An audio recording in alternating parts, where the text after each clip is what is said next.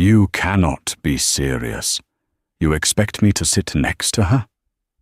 The screeching voice sliced through the hushed luxury of the first-class cabin, causing heads to turn. At the center of the commotion stood a woman dripping in diamonds. Her finger pointed accusingly at a small, 10-year-old black girl sitting quietly in seat 1A. The girl, clutching a worn leather violin case, didn't flinch, though her knuckles turned white. The flight attendant rushed over, smiling nervously, trying to de-escalate a situation that was about to explode. But the woman wasn't interested in peace. She leaned in, her voice dripping with venom. Listen to me. I paid $5,000 for this seat. I don't care who she is. Get this child out of my section, or I will have your badge. She didn't know it yet, but that demand was the biggest mistake of her life. When the crew finally checked the manifest and saw the girl's last name, the silence that followed would be deafening. The morning sun glared off the tarmac at JFK International Airport, baking the asphalt in a shimmering haze of heat. Inside the climate-controlled sleekness of Global Airways Flight 8082, bound for London Heathrow, the air was cool, smelling faintly of expensive leather and fresh orchids. First class was filling up slowly. It was a sanctuary for the elite. Tech moguls buried in their tablets, heiresses adjusting their oversized sunglasses, and politicians pretending to read briefs while eyeing the drink cart. In the very front row, tucked into the window seat of 1A, sat 10-year-old Nia. She looked small against the massive cream-colored recliner. Her hair was pulled back in neat, tight braids, adorned with simple silver beads that clicked softly when she turned her head. She wore a denim jacket over a yellow sundress, clean but undeniably simple compared to the bespoke suits and designer wraps surrounding her. On her lap sat a violin case that looked older than she was, the leather scuffed and peeling at the corners. She held it with a protective tenderness, her arms wrapped around it like a shield. Nia stared out the porthole window, watching the baggage handlers toss suitcases onto the conveyor belt below. She was trying to make herself invisible. Her father had told her to be brave, that he would be right there as soon as he parked the car and got through the diplomatic line, but the separation anxiety was gnawing at her stomach. "Champagne, sir?" a flight attendant murmured a few rows back. "Please." And a warm towel, a deep voice replied. Nia adjusted her position, pulling her legs up. She knew she stuck out. She could feel the eyes of the other passengers skimming over her, lingering for a fraction of a second too long, asking the silent question, "Where are her parents? Why is she here?" The peace didn't last long. A sudden flurry of activity at the boarding door signaled the arrival of someone who expected to be noticed.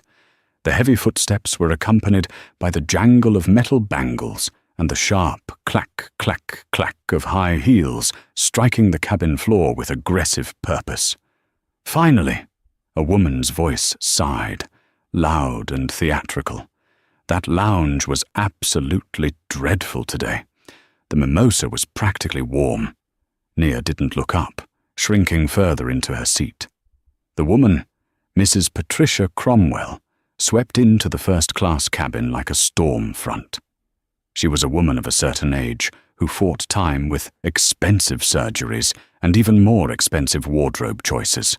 She wore a Chanel tweed blazer that cost more than most people's cars, and her platinum blonde hair was sprayed into a helmet of perfection. Trailing behind her was her husband, Arthur, a weary-looking man in a grey suit who looked as if he had stopped listening to his wife around 1995. Patricia stopped at row 1. She checked her boarding pass, then looked at the seat numbers. 1B. That was her seat, the aisle seat in the first row. She looked at the seat. Then she looked at the window seat, 1A. Her eyes narrowed behind her designer frames. She blinked, as if trying to clear a smudge from her vision. She looked back at her husband, then at the flight attendant standing nearby, and finally, back at Nia. "Excuse me," Patricia said. Her voice wasn't loud yet, but it had the sharp, metallic tang of a blade being drawn. The flight attendant, a young woman named Nora, who had only been flying first-class routes for 6 months, stepped forward with a practiced, bright smile. "Welcome aboard, Mrs. Cromwell. Let me take your coat. Would you like a pre-departure beverage?" Patricia ignored the offer. She raised a manicured hand, pointing a long, red-nailed finger directly at Nia. "What?" Patricia asked, her tone dropping to a dangerous whisper. "Is that doing here?" Nora blinked, confused. "I'm sorry, Mom." "That." Patricia gestured vaguely at Nia, who was now staring resolutely out the window, her body rigid. "That child. Why is there an unaccompanied minor in first class? And why is she sitting next to me?" "Ah," Nora said, glancing at her manifest. "Yes, the young lady in 1A. She has a valid ticket, Mrs. Cromwell.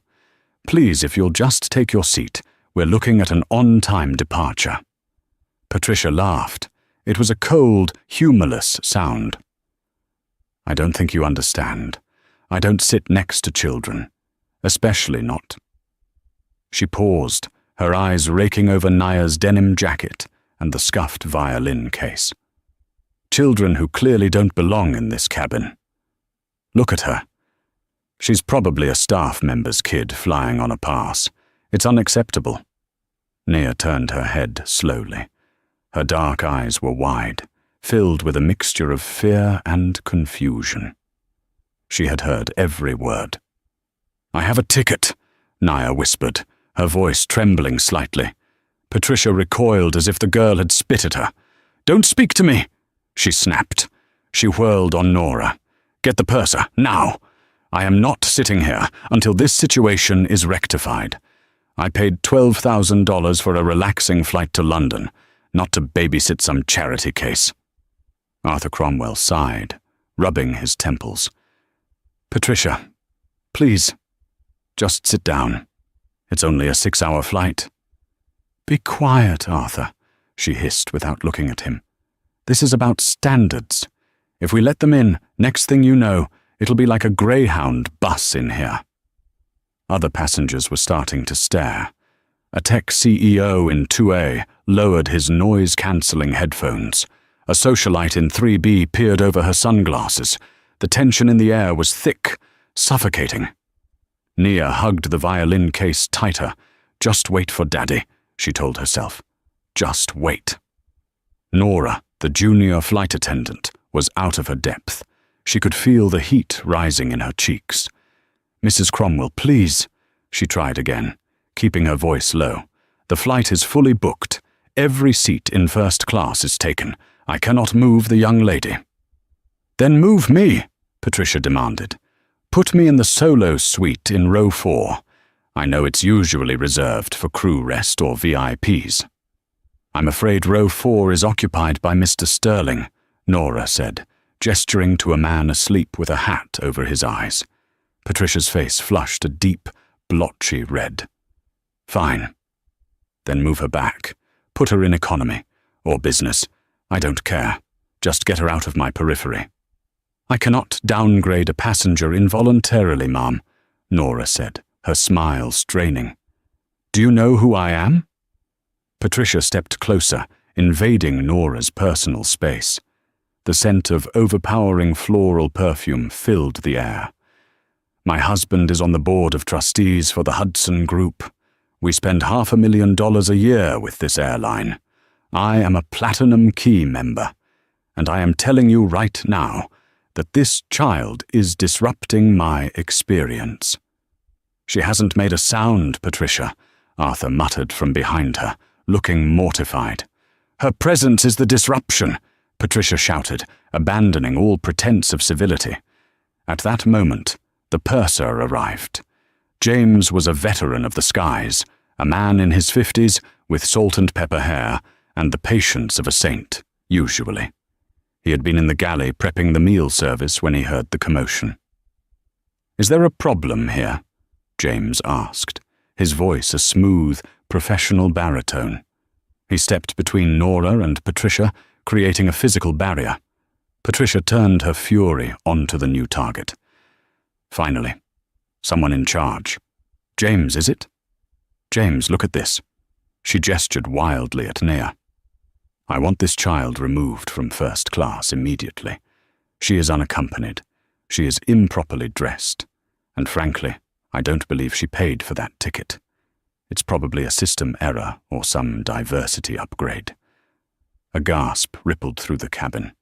The racism was no longer veiled. It was out in the open, ugly and naked.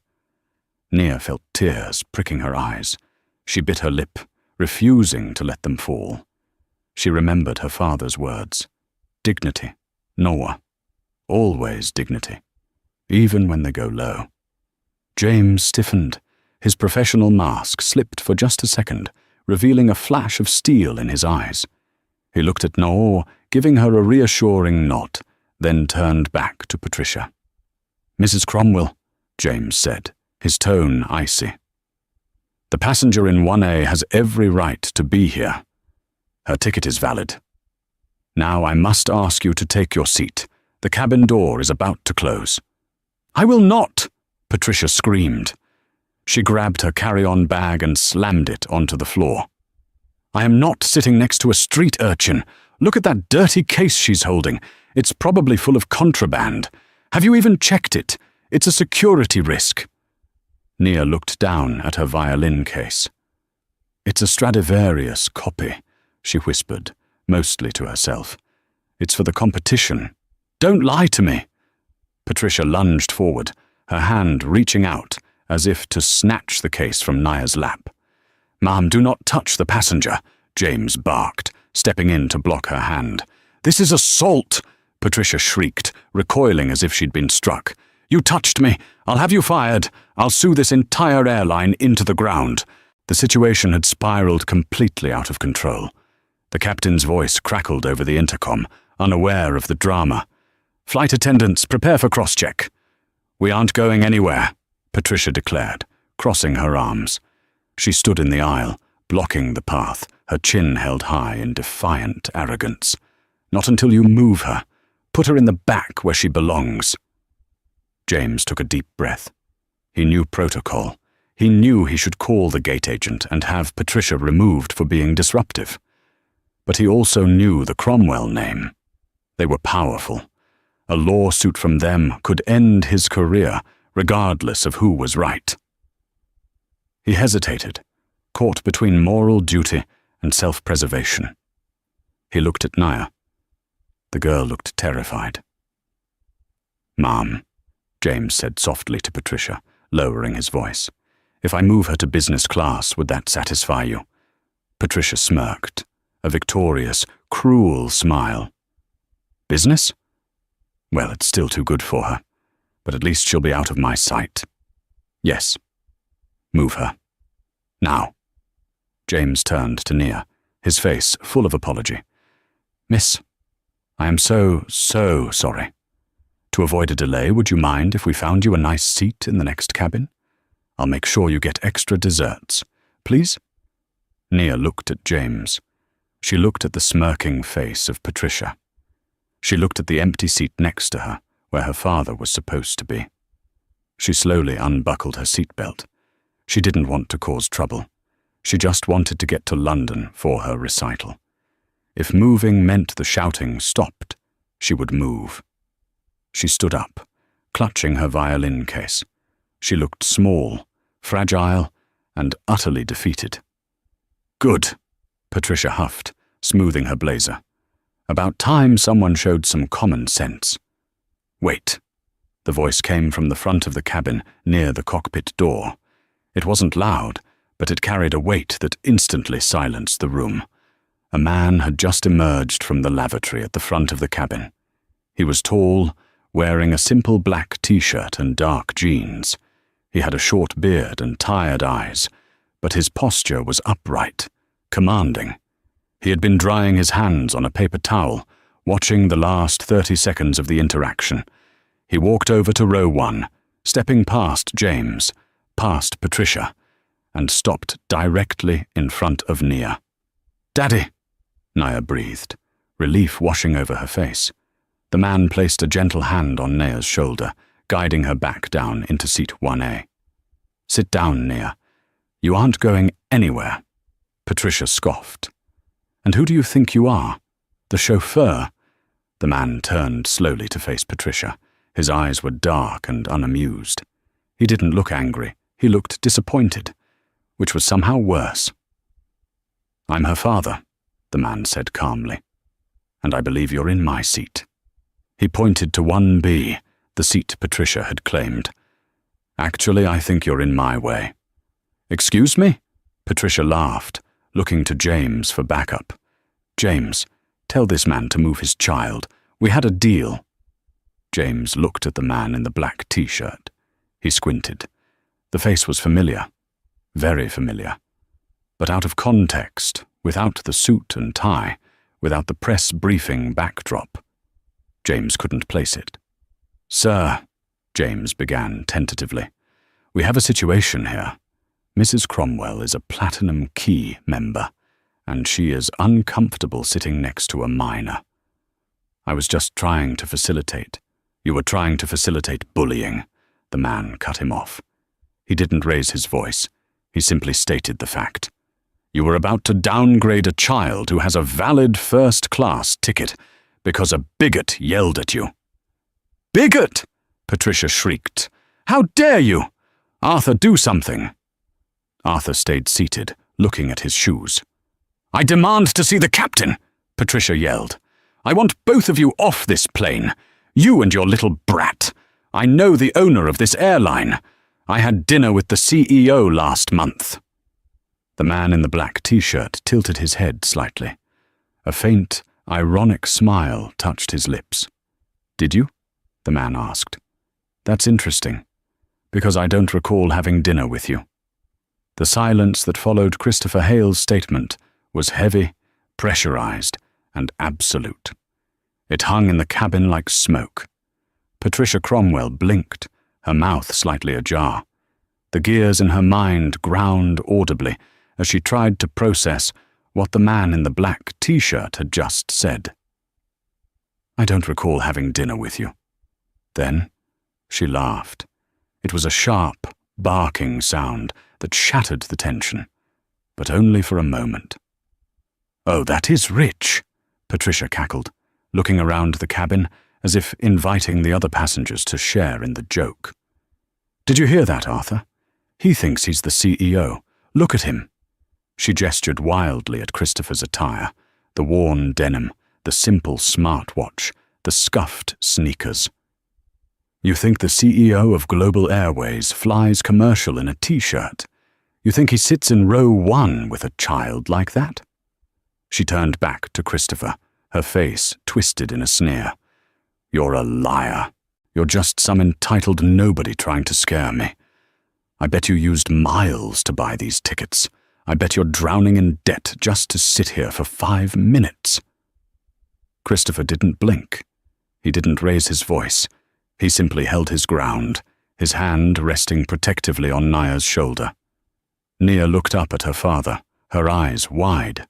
She knew who he was, but she had never seen him like this. Usually he was Dad, the guy who burnt pancakes on Sundays and cried during Disney movies. Now he was something else. He was cold. He was immovable. "James," Christopher said. He didn't look at the purser. He kept his eyes locked on Patricia. "Check the manifest. Check the full passenger profile for seat 1B. And while you're at it, check the name of the holding company that owns Global Airways." James, the purser, was already sweating. His hands shook slightly as he lifted his tablet. He had been so focused on de-escalating the screaming woman that he hadn't actually looked closely at the names in row 1. He had just seen Hale and moved on. Now he tapped the screen. He expanded the profile for seat 1B. Passenger, Hale, Christopher. Status, VIP01. Board member, owner. Notes, do not disturb. Private travel. James felt the blood drain from his face. His heart hammered against his ribs like a trapped bird. He looked at the owner tag. He looked at the logo on his own uniform vest. Then he mentally traced the corporate structure. Global Airways is a subsidiary of Hale International. He looked up at the man in the black t-shirt. The facial recognition clicked. The beard was new, and the casual clothes were a disguise, but the eyes, steel grey and piercing, were unmistakable. He had seen this face on the cover of Forbes and in the mandatory company training videos. James felt his knees go weak. He had just tried to bribe the owner of the airline with an extra dessert to move his daughter out of first class. "Oh my God," James whispered. The colour vanished from his cheek so fast that Nora, the junior attendant, reached out to steady him.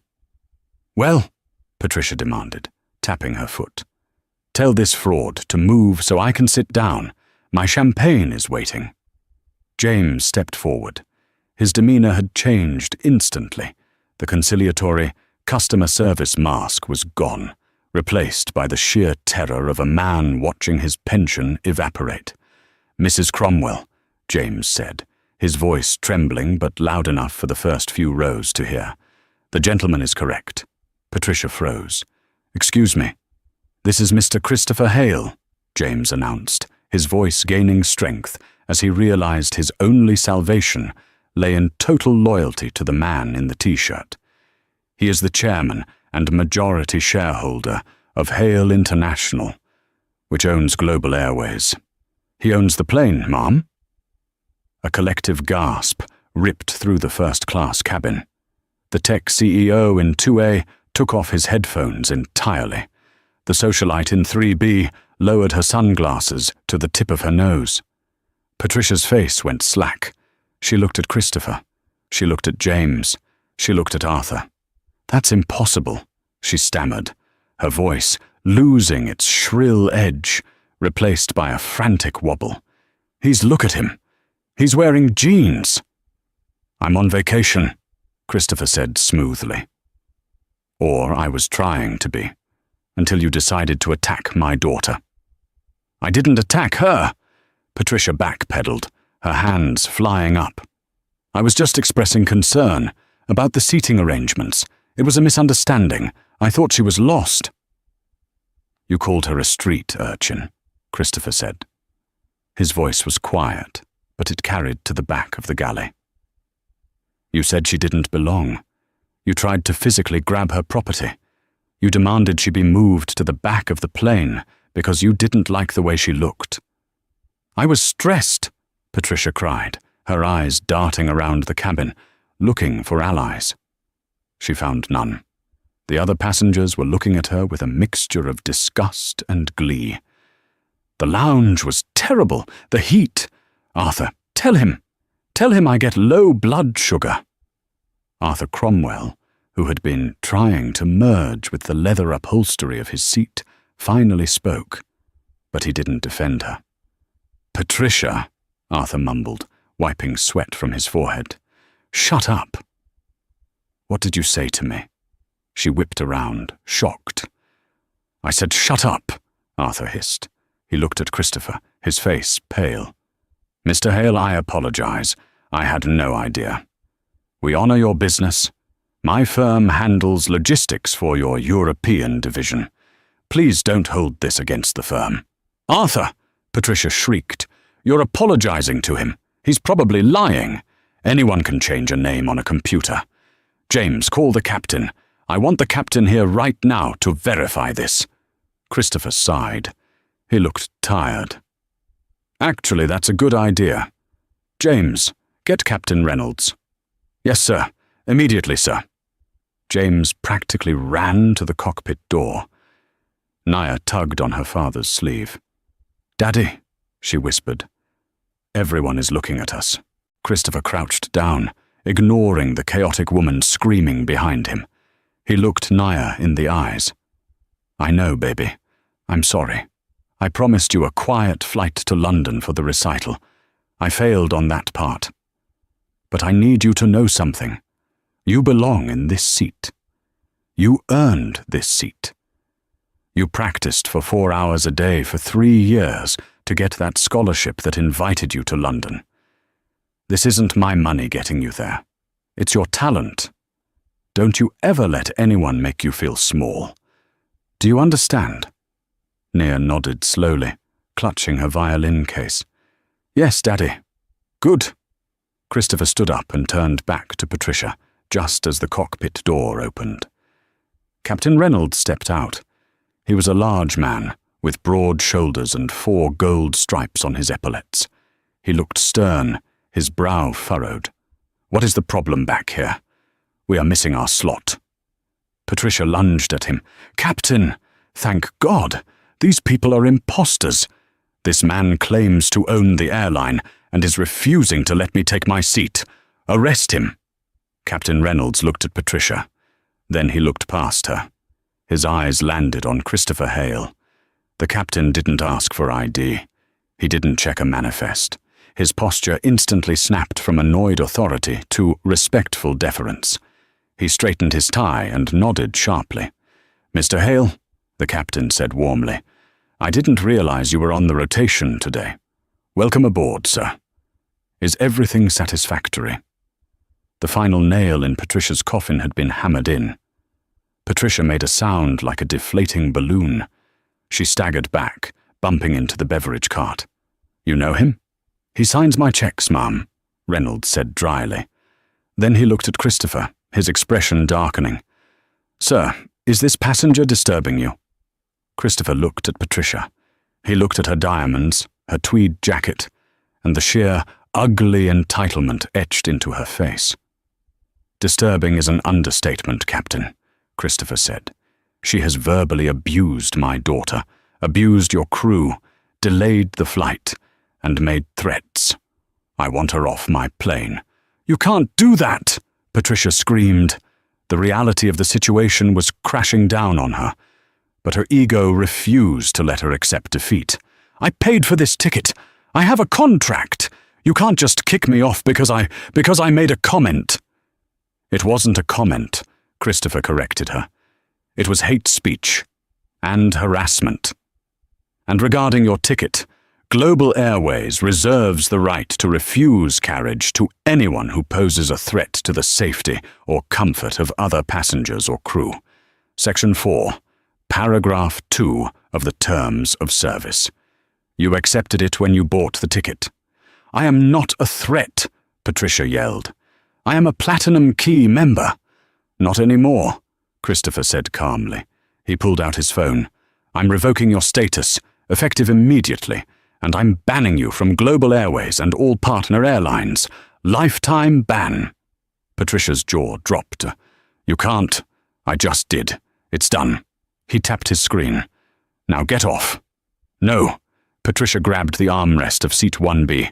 "I am not moving. I have rights. I'm an American citizen. I demand to go to London." Captain Reynolds stepped forward. "Ma'am, you are now trespassing on a federal aircraft. If you do not leave voluntarily, I will have law enforcement remove you." "Call them," Patricia challenged, her eyes wild. "Call the police. I want to file a report against him for fraud, and against you for insubordination." "Very well," Reynolds said. He spoke into his radio. "Tower, this is Global 882. We have a disruptive passenger refusing to deplane in first class, requesting Port Authority police to the gate immediately." The cabin fell into a tense, murmuring wait. Christopher sat down in 1B next to Nia. He ignored Patricia, who was now standing in the aisle, fuming, muttering to herself about lawsuits and knowing people in Washington. Arthur Cromwell remained seated across the aisle in 1C. He was frantically typing on his phone. "Arthur!" Patricia snapped. "Stop playing games and help me. Call our lawyer. Call Henderson." Arthur didn't look up. "Henderson isn't going to help you, Patricia. Henderson works for the firm, and the firm does business with Hale. You're on your own." "You coward!" she spat. 5 minutes later, the heavy thud of boots echoed on the jet bridge. 3 officers from the Port Authority Police Department entered the aircraft. They were big, serious men who looked like they had dealt with enough entitled passengers to last a lifetime.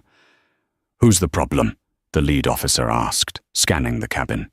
Patricia immediately stepped forward, pointing a shaking finger at Christopher. "Him!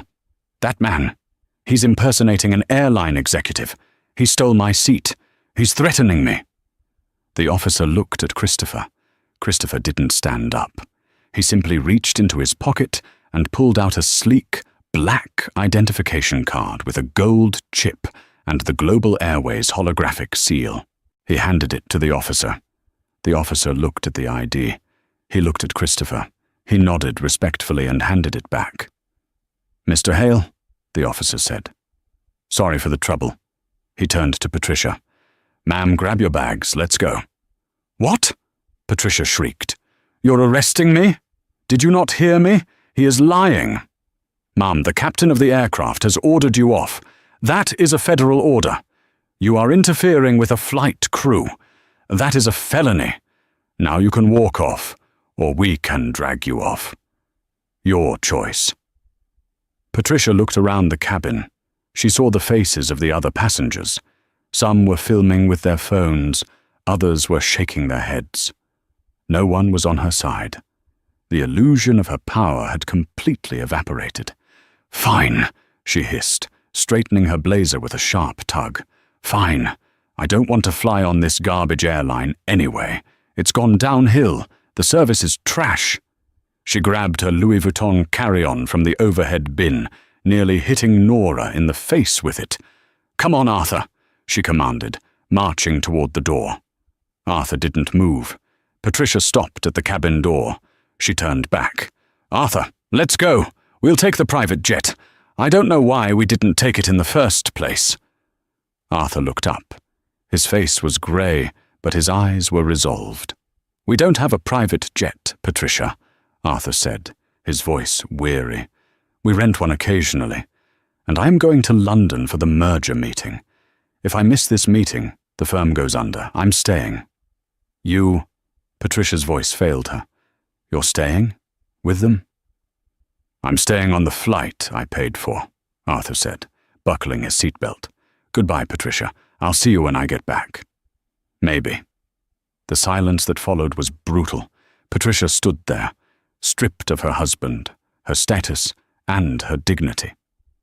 "Ma'am, now," the officer said, taking her arm. "Don't touch me," she screamed, pulling away. But the officers were done asking. Two of them flanked her, grabbing her arms firmly. They marched her out of the cabin. As she was dragged down the jet bridge, her voice echoed back into the plane. "Do you know who I am? I will ruin you, all of you. I'll buy this airport and turn it into a parking lot." The sound of her screaming faded as the heavy cabin door was shut and locked with a definitive thud. For a second, there was total silence in first class. Then, from the back of the economy cabin, where people had been craning their necks to watch the drama, a slow clap started. It spread forward. Soon the business class passengers were clapping. Then, the first class passengers joined in. It wasn't a polite golf clap. It was the applause of relief, of justice served. Christopher didn't clap. He just leaned over and kissed the top of Nia's head. "It's over, kiddo. She's gone." Nia let out a long breath she seemed to have been holding for 20 minutes. She unclutched her violin case. "Mr. Hale?" It was James. He was standing by their row, holding a bottle of the vintage Dom Perignon that was usually reserved for special occasions. He looked humbled, terrified, and grateful all at once. "Sir," James said, "on behalf of the crew, thank you. And I am deeply sorry I didn't intervene sooner. I was afraid of the complaint." Christopher looked at James. He saw a good man trapped by a bad system that prioritized rich bullies over decency. "We'll talk about protocol later, James," Christopher said, his voice firm but not unkind. "But for now, I think my daughter would like a glass of apple juice, and maybe one of those warm cookies." "Coming right up, sir. Immediately." James rushed off. The plane began to push back from the gate. The engines whined to life. Nia looked out the window. She saw a police car on the tarmac below, lights flashing, driving away from the terminal. In the back seat, she could just make out the silhouette of a woman with big hair, flailing her arms. "Dad?" Nia asked. "Yeah, honey." "Is she going to jail?" Christopher looked out the window. "I think she's going to find out that the world doesn't work the way she thinks it does. And that's a prison of its own." The flight to London was smooth. Nia slept for most of it. But Christopher stayed awake, thinking. He thought it was over. He thought he had taught the bully a lesson. But he was wrong. Patricia Cromwell wasn't the type of woman to go quietly into the night. As she sat in the holding cell at JFK, stripped of her phone and her jewelry, she wasn't thinking about redemption. She was thinking about revenge, and she knew something about Christopher Hale that even the newspapers didn't know. Something that could destroy not just his airline, but the one thing he loved most. His daughter's future. The drama at 30,000 feet was over. But the war on the ground was just beginning. The holding cell at the JFK Port Authority precinct smelled of stale coffee and industrial cleaner. It was a stark contrast to the lavender-scented air of the first-class cabin Patricia Cromwell had been dragged from just hours earlier. When her lawyer finally arrived to post bail, it wasn't the high-powered firm partner she expected. It was a junior associate looking terrified. "Where is Henderson?" Patricia snapped, smoothing her wrinkled blazer as she stepped out into the fluorescent-lit hallway. "Mr. Henderson declined the case, Mrs. Cromwell," the associate stammered. "He said the firm represents Hale International's logistics division. Conflict of interest." Patricia stopped walking, her face twisted into a mask of pure hatred. "They're all abandoning me. Arthur, Henderson, the airline." She let out a low, vibrating growl. "They think they can throw me away like trash? They think they can humiliate me?" She pulled her phone from her returned personal effects bag. She turned it on. Hundreds of notifications. But she wasn't looking for sympathy. She was looking for a weapon. She dialed a number she hadn't used in years. A man named Silas, a freelance reputation manager. A polite term for a man who destroyed lives for money using the dark arts of media manipulation. "Silas," Patricia said, her voice deadly calm, "I have a job, and I have footage." "What kind of footage?" Silas asked, his voice raspy. "I recorded the end of the argument on my phone, just the part where Christopher Hale stands over me, pointing, yelling at a 60-year-old woman to get out. I want you to cut it. Remove the context. Remove the child. Make him look like a monster. Make him look like a billionaire tyrant abusing a helpless senior citizen.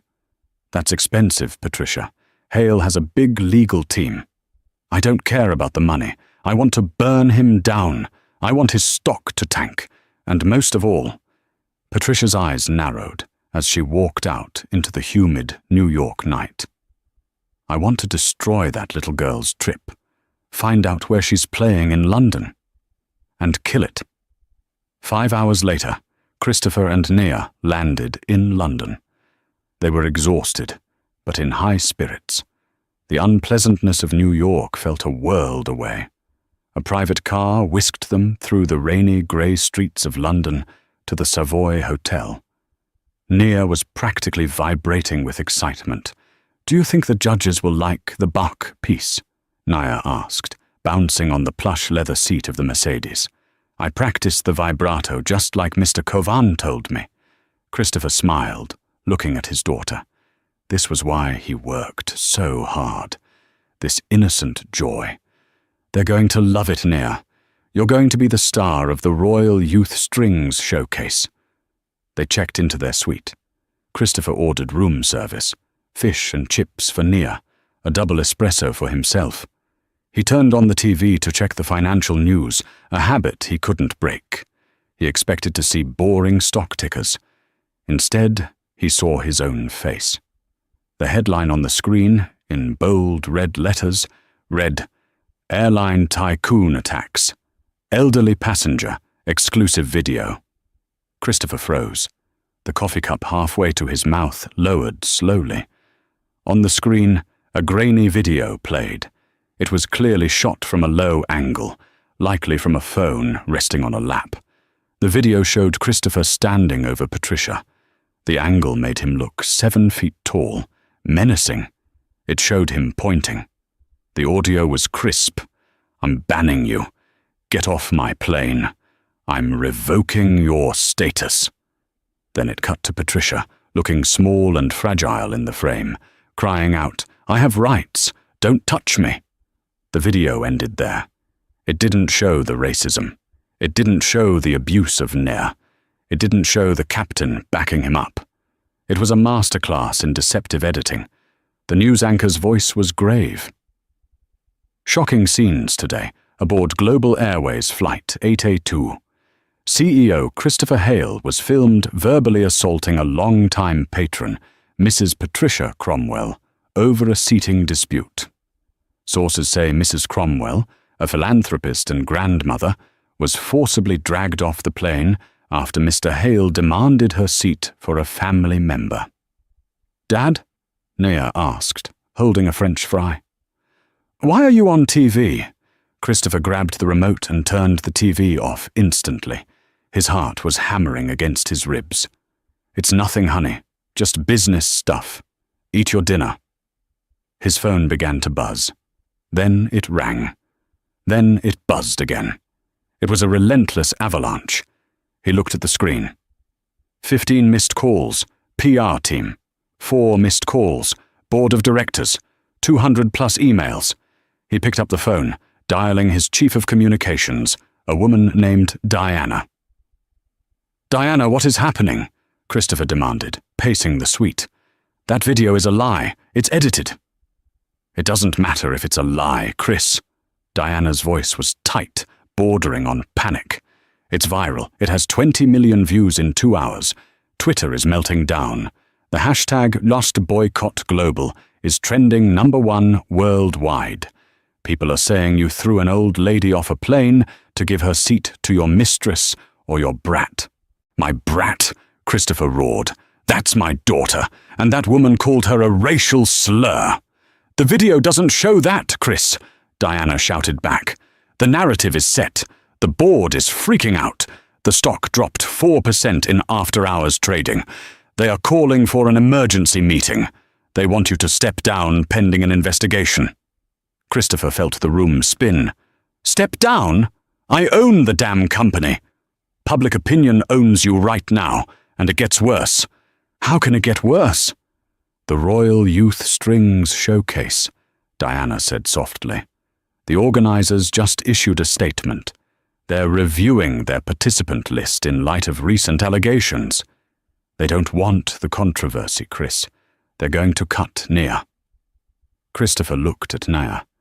She was sitting by the window, happily eating her fish and chips, practicing the fingering of her violin piece in the air with her left hand.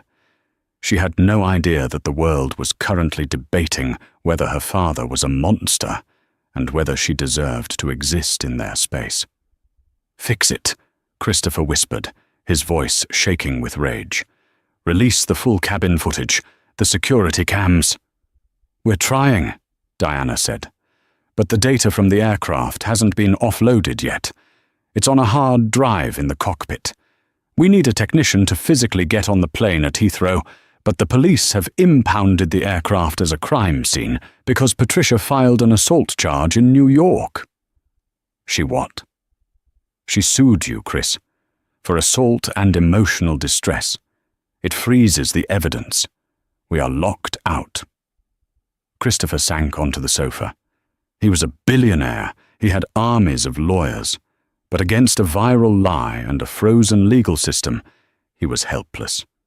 The next morning in London was bleak. The rain lashed against the windows of the Savoy, matching the mood inside the suite. Christopher hadn't slept. He had spent the night on calls, screaming at lawyers, pleading with the board. It was no use. The narrative had hardened like concrete. The internet had decided Christopher Hale was an entitled bully who hated the elderly. At 8:00 a.m., a knock came at the door. Christopher opened it to find a courier holding a thick envelope embossed with the logo of the Royal String Society. He knew what it was before he opened it. He ripped the seal. Dear Mr. Hale, due to the violation of our code of conduct regarding the reputation of the Society and its patrons, we regret to inform you that the invitation extended to Nia Hale has been rescinded. We cannot allow external controversies to overshadow the hard work of the other students. Christopher crumpled the letter in his fist. He felt a physical pain in his chest. Nia had worked for 3 years for this.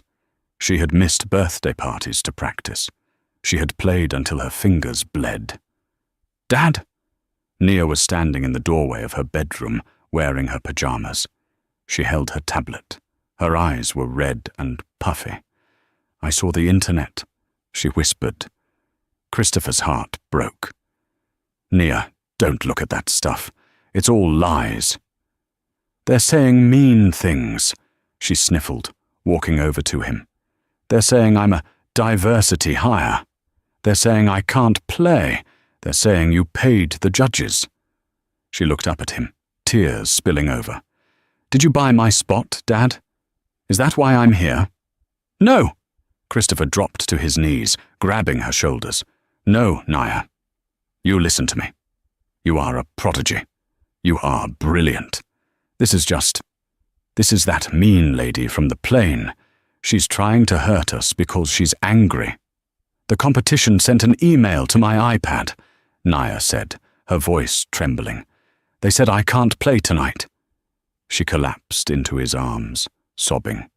It wasn't the cry of a child who dropped an ice cream cone. It was the deep, guttural sorrow of a dream being murdered. Christopher held her, rocking her back and forth. A cold, dark resolve settled over him. He was done playing defense. He was done listening to his PR team. Get dressed, Nia, Christopher said, standing up. Why? We're kicked out. Get dressed. Grab your violin. We're going to the venue. But they said, I don't care what they said. You are going to play, even if I have to buy the building. Across the Atlantic, Patricia Cromwell was sitting in a makeup chair at a television studio in Manhattan. She was about to go live on The Morning View, the biggest talk show in the country. She looked into the mirror. The makeup artist had done a good job of making her look pale, tired, and sympathetic.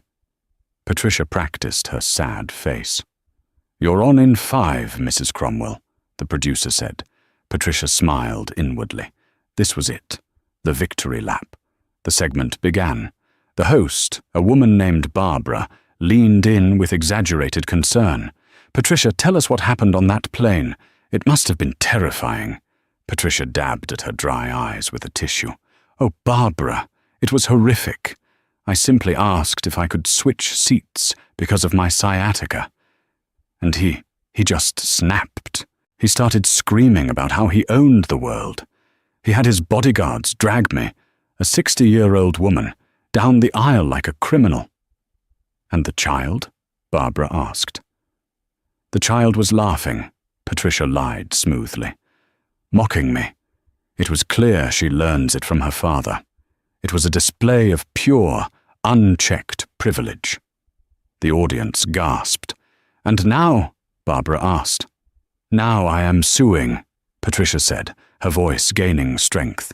Not for money, but for justice. For every little person who has been stepped on by men like Christopher Hale. The studio audience applauded Wildy. Patricia soaked it in. She was the hero. She had won. Back in London, Christopher was in the back of a black cab, watching the interview on his phone. His knuckles were white as he gripped the device. She's lying, Nia cried from the seat next to him. I didn't laugh. I was crying. I know, baby, Christopher said. His phone rang again. Unknown number. UK area code. Christopher almost ignored it. He assumed it was another reporter, but something told him to answer. What? He barked into the phone. Mr. Hale. The voice was quiet, male, and sounded exhausted. Who is this? It's Arthur. Arthur Cromwell. Christopher signaled the taxi driver to pull over. The cab screeched to a halt on a busy London street. You have a lot of nerve calling me, Christopher said, his voice low and dangerous. Your wife is on national television right now, lying about my daughter. I know, Arthur said.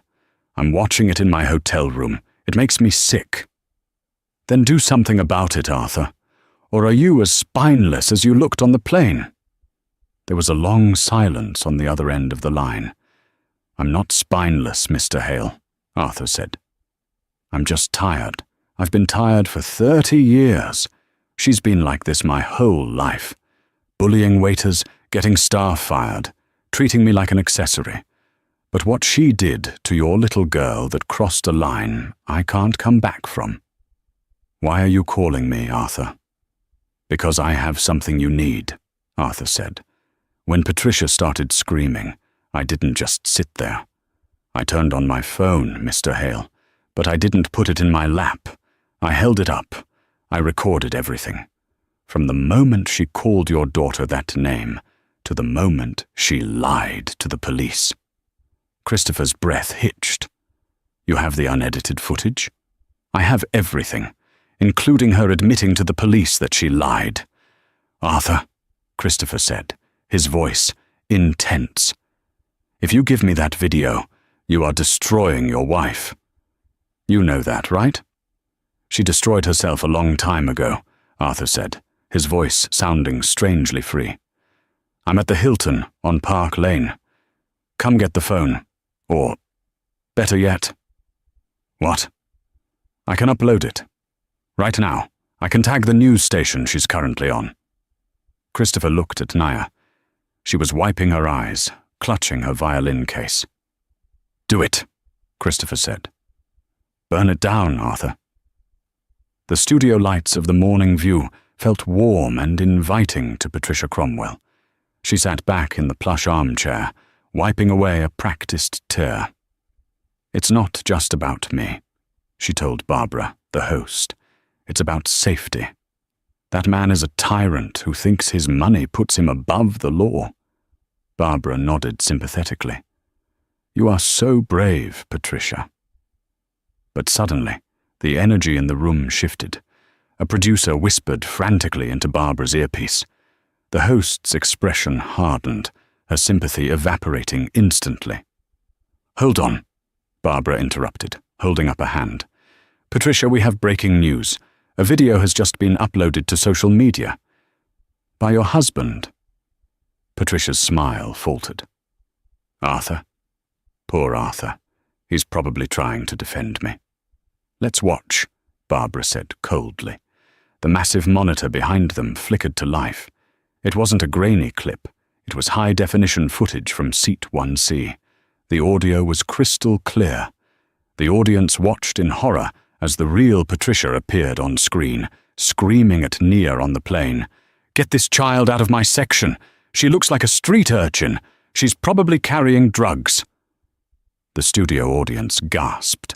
But the video wasn't done.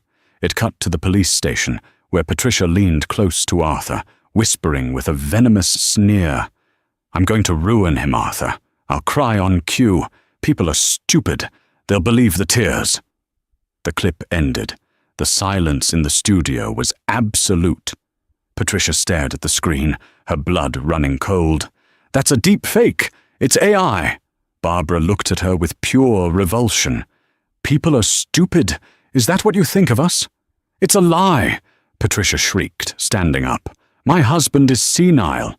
Sit down, Barbara snapped. You just admitted to filing a false police report on national television. Two uniformed NYPD officers stepped out from the wings.